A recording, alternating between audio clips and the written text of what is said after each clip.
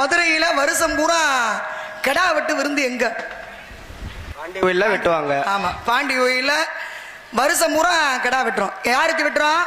பாண்டியாக்கு. பாண்டியாவுக்கு வெட்டுறோம். அப்படியா? கருப்பருக்கு வெட்டி இல்ல. ஏன்னா இந்த அண்ணன் இல்லைன்றார். ஏன்னா பொதுவா நம்ம பாண்டி கோயில வெட்டுறோம். பாண்டிக்கு போறோம், சாமியை கும்பிடுறோம், நம்ம வேண்டத சாமிகிட்ட கேட்குறோம். சாமி என்ன அதை நிறைவேற்றும் போது அதை நிச்சயமாக செய்யணும். பொதுவாக நம்முடைய மதுரை மக்கள் பாண்டிச்சாமிக்கு போய் கிடா வெட்டுறதோ, ஒரு பிள்ளைகளுக்கு முடி இறக்குறதோ, காது ஊத்துறதோ ஒரு முறைன்னு நம்ம வச்சிருக்கோம். வருஷம் பூரா கிடா வெட்டுறோம். ஆனால் அந்த கிடாவை யாருக்கு வெட்டுறோம் அப்படின்னா பாண்டிக்கு வெட்டுறோம் அப்படின்றது பொதுவாக நம்ம சொல்கிறோம். ஆனால் உண்மையாகவே பாண்டிச்சாமி அசைவ சாமி அப்படின்றது கிடையாது. பாண்டி சைவ சாமி. அப்போ கிடா யாருக்கு வெட்டுறோம்? உள்ள இருக்கக்கூடிய சமய கருப்பன். அந்த சமய கருப்பு என்ற சமயனுக்கு தான் கிடா வெட்டக்கூடிய ஒரு விசேஷம் நடக்குது. அப்ப பாண்டி என்பவர் ஒரு சைவ சாமி. அப்ப சைவ சாமியா இருக்கக்கூடிய பாண்டிக்கு எப்படி இவ்வளவு சக்தி? எப்படி? யார் அவரு? ஏன் அவருக்கு போல ஒரு சக்தி? என்ன கேட்டாலும் கொடுக்குறாரு. இது நியாயமா, இது தர்மமா அப்படின்ற ஒரு விஷயத்தை வைக்கும் போது அதற்கு ஒரு நியாயமான ஒரு தீர்ப்பை ஒரு சாமி சொல்லிக்கிட்டு இருக்கு அப்படின்னா அது ஒரு காரணம் வேணும்ல. எங்க இந்த கதை ஆரம்பிக்குதுன்னா சிலப்பதிகாரத்தில் ஆரம்பிக்குது.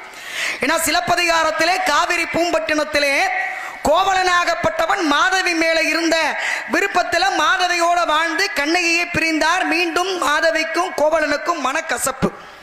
மனக்கசப்பின் காரணமாக மணிமேகலை என்ற மகள் பிறந்த பிறகும் அப்ப அதாவது மாதவியை பிரிந்து மீண்டும் கண்ணகியோட கோவலனை சேர்ந்துக்கிட்டார். வீட்டுக்காரர் திரும்பி வரும்போது வேணாம் நான் சொல்ல முடியும் அப்படின்னு அந்த அம்மாவும் சேர்த்துக்கிறாங்க. ஆனா பொண்ணு பொருள் எதுவும் உள்ள பெரிய கோடீஸ்வரன் நல்லா வாழ்ந்த ஒரு குடும்பம் மாதவியினுடைய தாயினிடத்திலே உங்க வீட்டுக்காரர் கேட்டு விட்டாரு, உங்க வீட்டுக்காரர் கேட்டு விட்டாருன்னு சொன்ன உடனே என்ன பண்ணிட்டா? கண்ணகி இருந்த பொண்ணு பொருளை புறம் கொடுத்து விட்டா. மாதவி ஏமாத்தல, மாதவியோட அம்மா வாங்குறா. அப்ப என்ன ஆகுது அப்படின்னா எந்த பொண்ணு பொருளும் இல்ல, கனவே வந்துட்டாரு வாழ்றதுக்கு. சரி ஏதாவது ஒரு ஊருக்கு போய் பொழைச்சுக்குருவான் அப்படின்னு பொண்டாட்டிட்டு சொல்றாரு. எந்த ஊருக்கு போலாம்? நல்லா வாழ்ந்த ஒருத்தர் இல்லாம போயிட்டா உலகம் மதிக்காது. அப்ப நம்மள தெரியாத ஊரு மதுரை ஒண்ணுதான். அப்ப தெரியாத ஊருக்கு போய் பொழைச்சுக்கிறோம் தான் மதுரைக்கு வந்தாங்க. அப்படி வந்த இடத்திலேயே என்ன ஆகுது அப்படின்னா இறுதியாக கண்ணகிட்ட இருந்த ஆபரணம் என்ன அப்படின்னா அவ காலில் போட்டிருந்த சிலம்பும் கழுத்துல போட்டிருந்த தாலியும் தானா.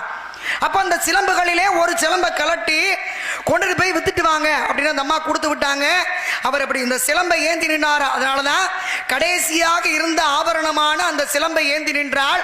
அதனாலதான் அந்த இடத்திற்கு கடை சிலம்பேந்தல் பேரு. அன்னைக்கு கடை சிலம்பேந்தல் சொன்ன ஊரத்தான் இன்னைக்கு நம்ம அழகர் கோவில் போற வழியில கடச்சனேந்தல் அப்படின்னு சொல்லிக்கிட்டு இருக்கோம். அப்ப அந்த சிலம்பை விற்க வந்த அந்த நேரத்திலே அன்றைக்கு மதுரை ஆண்ட நெடுஞ்செழிய பாண்டியனுடைய மனைவியான கோட்புரம் தேவியனுடைய சிலம்பு தவறி போச்சு. ஒண்ணுமே இல்லை, சின்ன விஷயம். இந்த சிலம்புக்குள்ள இருந்தது